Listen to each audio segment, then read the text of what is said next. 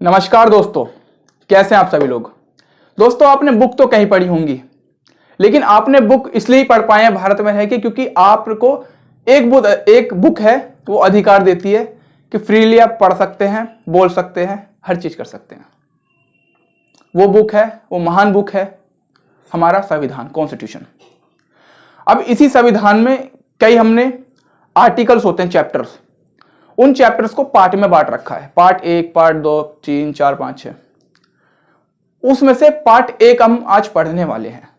Part 1 में सिर्फ ये बताया गया है कि भारत है क्या। देखिए, पार्ट 1 में ये बताया गया भारत है क्या, इंडिया क्या है ना।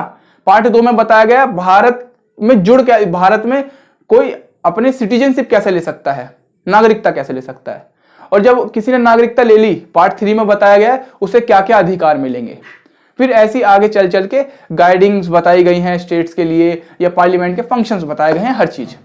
तो पार्ट 1 पहले आर्टिकल में क्या कहा गया है, मैंने भी कहा कि इंडिया क्या है, भारत क्या है।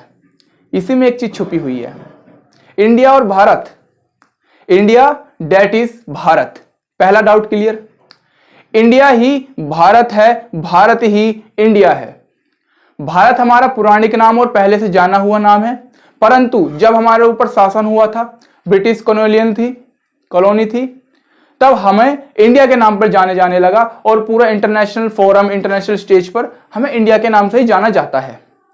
तो इंडिया ही भारत है, इसमें कोई दो राय नहीं है। ठीक जी दोस्तों, अब आगे चलते हैं। अब इंडिया है क्या। इंडिया यूनियन ऑफ स्टेट्स है।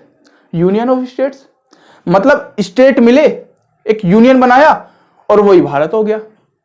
अब किस तरीके का यूनियन है, जैसे कि एक यूरोपियन यूनियन भी है, वो सारे स्टेट्स मिले, एक यूनियन बना दिया, एक ही संविधान है, एक ही करेंसी है, एक ही फॉरेन पॉलिसी है, उस तरीके का। किस तरीके का। हमने यूनियन अमेरिका से लिया है,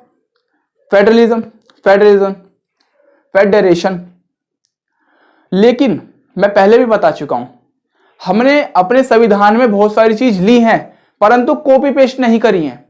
हमने अकॉर्डिंग टू आवर नीड्स अपने द्वारा बदला है उसको और फिट बिठाया है हमारे भारत की कंडीशंस में उसको।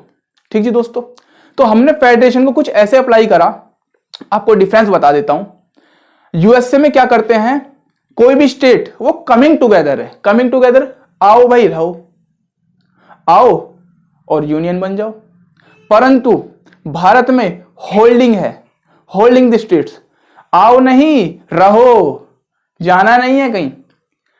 मैं चाहता हूं दोस्तों, आप संविधान को कुछ ऐसे समझे, सिर्फ ऐसा ना समझे आर्टिकल 1 में क्या लिखा है, 2 में, 3 में क्या है। इसको ऐसे समझो कि जिन्होंने बनाया है उन्होंने क्या सोचा होगा, उन्होंने कैसा भारत देखने चाहने की इच्छा करी होगी, उसी से जोड़ो, बहुत अच्छा लगेगा। दोस्तों, इन्होंने होल्डिंग टुगेदर इसलिए करा क्योंकि पता है भारत में डाइवर्सिटी बहुत है, आए दिन मांग उठ सकती है कि हमें अलग होना है। भाई डाइवर्सिटी अलग है, कोई जनजाति चाहे, लेकिन हम यूनियन है, अलग नहीं हो सकती, हमें एक साथ ही रहना है, वही तो भारत है। ठीक है दोस्तों, हमें एक तरीके से बिल्कुल एक कंट्री में बांध दिया गया है, जो कि हमारे देश के लिए बहुत अच्छा है। इस लाइन को पढ़ते हैं दोस्तों, indestructible union of states, union of indestructible states, America है ये।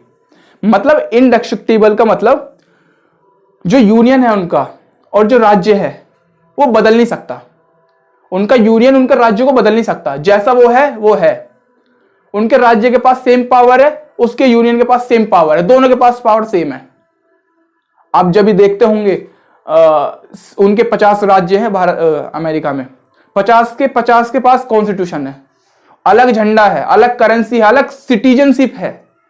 भाई आप अमेरिका जा रहे हो, इसका मतलब आपको कहां जा रहे हो, फ्लोरिडा जा रहे हो, वहां की अलग सिटीजनशिप लो, कहीं और जा रहे हो, लॉस जा रहे हो, वहां की अलग लो, ये। परंतु हमारे भारत में इनडेस्ट्रक्टिबल यूनियन ऑफ डेस्ट्रक्टिबल स्टेट्स है। डेस्ट्रक्टिबल, डिस्ट्रक्ट किया जा सकता है। जैसे भारत चाहे, सेंटर चाहे किसी भी स्टेट्स को बदल सकता है, बदला था तेलंगाना को 2015 में, उत्तराखंड को निकाल दिया था यूपी से, बिहार से निकाल दिया था छत्तीसगढ़, है ना जी दोस्तों, तो बदल सकता है, डिस्ट्रक्टिबल स्टेट्स है। और स्टेट पे ज्यादा पावर नहीं है, अभी बताऊंगा आर्टिकल 3 में।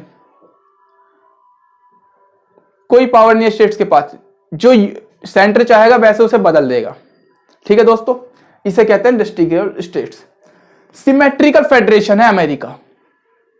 सिमेट्रिकल मतलब सेंटर और स्टेट्स के पास सेम पावर है, जो बाइडेन के पास और उनके स्टेट्स के पास सेम पावर है, किसी को स्पेशल पावर नहीं दी गई।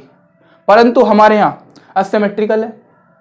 आप चले जाइए लद्दाख में, यूनियन टेरिटरी है कि नहीं, डायरेक्ट सेंटर से रूल होता है। लद्दाख तो अब जरा स्टेट बना दिया गया। आप चले जाइए जम्मू एंड कश्मीर में, दिल्ली में चले जाइए, अंडमान एंड निकोबार आइलैंड पे चले जाइए, है ना जी दोस्तों। आप मणिपुर में चले जाइए, नागालैंड में। कुछ एरिया तो ऐसे भी हैं जहां पर हम इंडियंस को अलाउ नहीं है वहां जाना। क्यों? क्योंकि वहां पर कोई स्पेशल ट्राइब्स रहती है।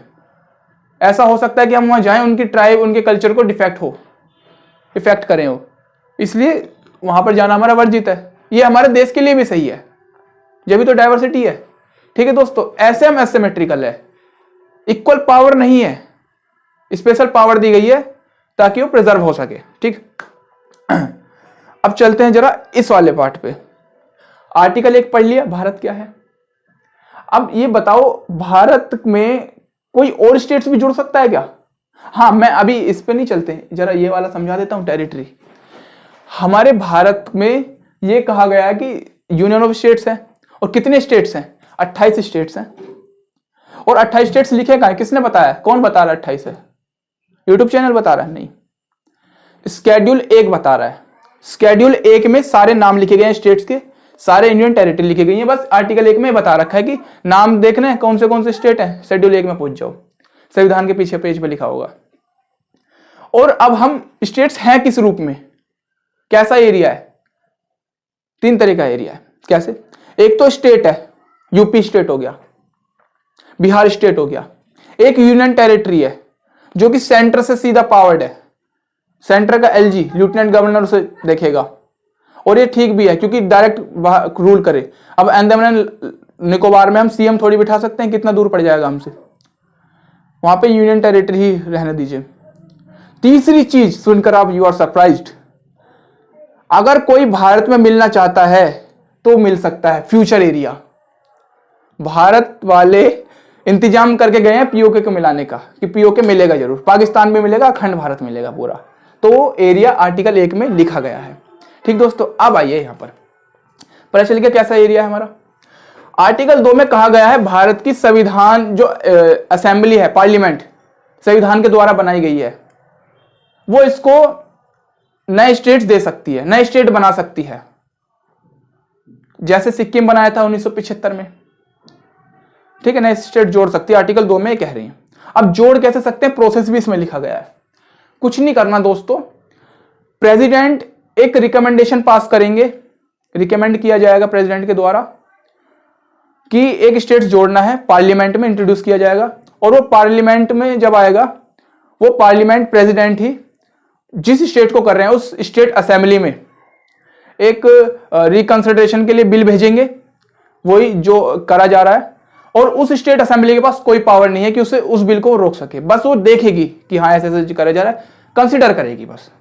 ठीक जी दोस्तों, और वो स्टेट असेंबली से वापस बिल आएगा फिर, और बिल आएगा पार्लियामेंट में फिर से इंट्रोड्यूस होगा, और सिंपल मेजोरिटी का मतलब आधे से एक ज्यादा, उससे बिल वो पास हो जाएगा और वो नया स्टेट बन जाएगा भारत का। ठीक जी दोस्तों, ये प्रोसेस है। चलिए आर्टिकल 3 में क्या बताया गया है। आर्टिकल 3 हमें कहता है, हमने जोड़ तो लिया स्टेट, आर्टिकल 3 कहता है उस स्टेट्स को सेंटर रीएडजस्ट कर सकती है। रीएडजस्ट का मतलब तोड़ मरोड़ के किसी का हिस्सा इसको दे दिया, किसी का हिस्सा इसको दे दिया, अच्छा नदी पे विवाद है, नदी इसको दे दिया, अच्छा ये है, कर सकती है, और इंटरनल में करना भी चाहिए। आर्टिकल 3 हमें कहता है कि हमारी जो सेंटर है वो रीएडजस्ट कर सकती है 4 तरीके से। एक तो किसी स्टेट का एरिया उठा के किसी को दे दिया, बढ़ा दिया, मतलब घटा दिया इस स्टेट से, और दूसरा किसी स्टेट से हिस्सा उठा के इस स्टेट को दे दिया, इस स्टेट का हिस्सा बढ़ा दिया। तीसरा किसी 2 स्टेट में से हिस्सा उठा दिया और एक नया स्टेट बना दिया। और उस स्टेट का नाम दे दिया। 4 तरीके से, ठीक जी। नाम बदल सकती है, बाउंड्री बदल सकती है और एरिया घटा बढ़ा सकती है। आ गया होगा समझ। आर्टिकल 4 पार्ट 1 का लास्ट आर्टिकल है, ज्यादा कुछ नहीं बता रखा, इसमें यही कह रखा है कि दोस्तों जो हमने आर्टिकल 2 और 3 में बदलाव किए हैं, नए स्टेट जोड़े हैं, एडजस्ट किए हैं, तेलंगाना नाम रखा है, पेप्सू का नाम पंजाब रखा है, हरियाणा रखा है, हिमाचल रखा है, वो अमेंडमेंट नहीं है भाई। ऐसे अमेंडमेंट करोगे तो कितने अमेंडमेंट हो जाएंगे, वो अमेंडमेंट नहीं है। कहने का मतलब considered in, not considered in article 368। Article 368 parliament को पावर देता है कि वो अमेंड कर सकती है, इसका मतलब ये अमेंडमेंट नहीं है जो आर्टिकल 2 और 3 में करे गए हैं, ठीक है।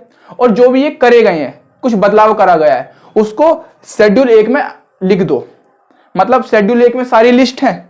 समझ लो हमने एक और स्टेट तेलंगाना बनाया था 2015 में, तो गवर्नमेंट ने क्या करा होगा, शेड्यूल 1 को फिर से मॉडिफाई किया गया होगा और तेलंगाना को उसमें लिखा होगा कॉन्स्टिट्यूशन में।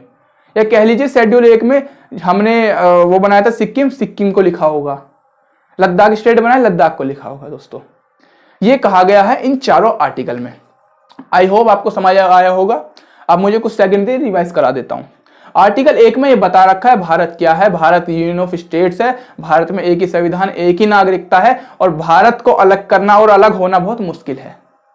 आर्टिकल 1 में ही ये बता रखा है कैसे हम स्टेट्स हैं, स्टेट है, यूनियन टेरिटरी है, और अगर हम मिलाना चाहते हैं कुछ हिस्सा तो मिला सकते हैं, ठीक है। सारे स्टेट्स के नाम शेड्यूल 1 में लिखे गए हैं। आर्टिकल 2 हमें ये कहता है भारत की संसद किसी भी स्टेट को जोड़ सकती है, भारत की संसद के पास ये अधिकार है। सिक्किम को जोड़ दिया था 1975 में। आर्टिकल 3 हमें ये कहता है, आर्टिकल 3 हमें बताता है कि हम रीएडजस्टमेंट कर सकते हैं किसी भी स्टेट को, और स्टेट के पास कोई स्पेशल अपॉर्चुनिटी या राइट्स नहीं है, वो सेंटर के पास है।